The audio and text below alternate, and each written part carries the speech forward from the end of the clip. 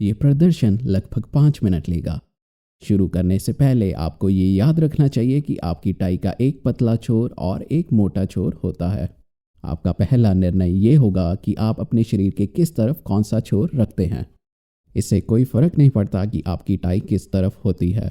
ये टाई बांधने की प्रक्रिया को प्रभावित नहीं करेगा। आपकी टाई के ना केवल 2 छोर होते हैं बल्कि इसके 2 अलग भाग भी होते हैं। सामने वाला भाग सामान्य होता है और सिलाई वाला भाग पीछे की तरफ होता है। हम सिलाई वाले भाग को नीचे की तरफ रखेंगे। अपनी टाई को पकड़ें और अपनी गर्दन पे इस तरह रखें।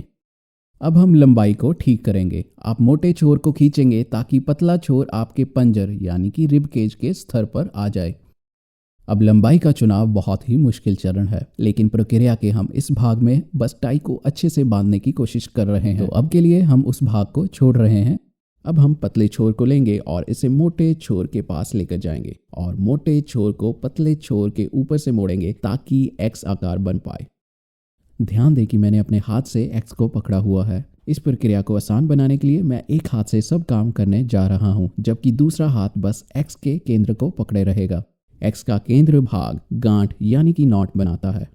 तो मैंने जिस हाथ से एक्स पकड़ा हुआ है उसे मैं गांठ वाला हाथ बोलूँगा। उस हाथ को चुनें जिसे आप गांठ वाला हाथ बनाना चाहते हैं। अब केंद्र और आपकी गर्दन के बीच वाला भाग, जिसे कि मैं टाई का छेद कहता हूँ, ये क्षेत्र यहाँ है। अब यहाँ 4 स्थानों पर हम टाई डाल सकते हैं।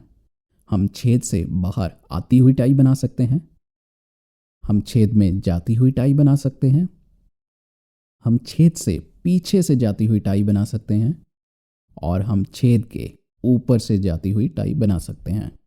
पहला चरण जो हम करने जा रहे हैं ये है कि अपनी टाई को पकड़ें और इसे छेद से बाहर जाते हुए बनाएं। तो टाई लें और इसे छेद के बाहर ले जाएं। मैं अपने हाथों को सामने रखकर और इस तरह धक्का देकर छेद के माध्यम से इसे करूंगा। आप अपने गांठ हाथ का उपयोग करते हुए टाई के निचले सिरे को पकड़कर रख सकते हैं ताकि आपका काम करने वाला हाथ चलता रहे। बाकी टाई को खींचें और इस तरह पलटा दें।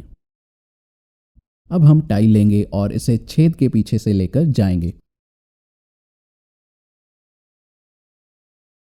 तो आगे बढ़िए और टाई पकड़िए। इसे छेद के पीछे से होते हुए दूसरी तरफ लेकर जाएं।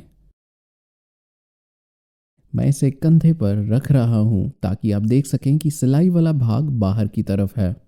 ध्यान दें कि ये वाला भाग थोड़ा सा नीचे है। अब हम टाई लेंगे और इसे छेद में लेकर जाएंगे। मैं नीचे से पकड़ने जा रहा हूं। इसे इस तरह घुमाकर छेद के बीच में डालें। जैसा कि अब मैं आधे रास्ते पर हूं, मैं इसे अपनी छोटी उंगली के माध्यम से पकड़ने जा रहा हूं। ये ज़रूरी नहीं है, बस आगे बढ़िए और अपनी बाकी बची हुई टाई को खींचें। अब इसे ऐसे पलटें कि सिलाई वाला भाग दिखाई दे। यहाँ गांठ को अच्छे से देखें। हर चरण के अंत में आप टाई को छोटा सा झटका दे सकते हैं। बस ये ध्यान रहे कि आप इसे ना तो बहुत ढीला और ना ही बहुत कसा हुआ चाहते हैं। तो टाई को पकड़िए, इसे एक किनारे की तरफ लेकर जाइए और फिर इसे छेद के ऊपर से घुमा दें। इस चरण पर मेरे पास आपके लिए एक अच्छी सलाह है। इससे पहले कि आप छेद के सामने से जाएं, अपनी उंगली को यहाँ पर रखें। फिर से मैं टाई को अपने कंधे पर रख रहा हूँ ताकि आप देख सकें कि अब ऊपरी भाग दिखाई दे रहा है।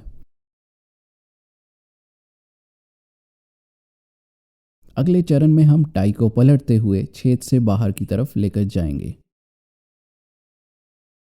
अपनी उंगलियों की मदद से टाई को बाहर की तरफ निकालें।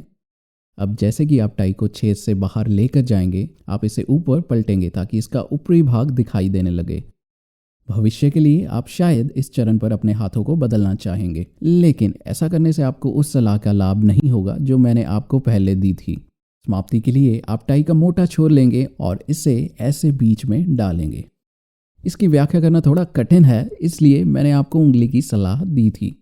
तो मोटा छोर लीजिए और इसे सीधे ले जाइए। इस तरह आप मोटे छोर को खींचते चले जाएंगे जब तक गांठ कस नहीं जाती।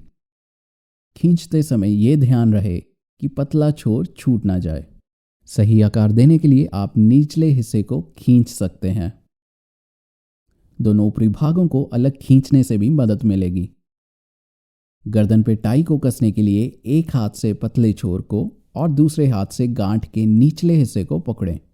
अब आप इस तरह छोटे छोर को पकड़कर टाई को कस सकते हैं। थोड़ा सा ठीक कर लें ताकि अब सब कुछ अच्छा लगे। अब आप अपना कॉलर नीचे मोड़ सकते हैं। इस चरण पर आपको अपना शीर्ष बटन भी बंद कर लेना चाहिए। इसे एक और बार कस लें और अब आप तैयार हैं। अब हमें सिर्फ उचित लंबाई प्राप्त करने की आवश्यकता है और शायद थोड़ा तेजी से भी।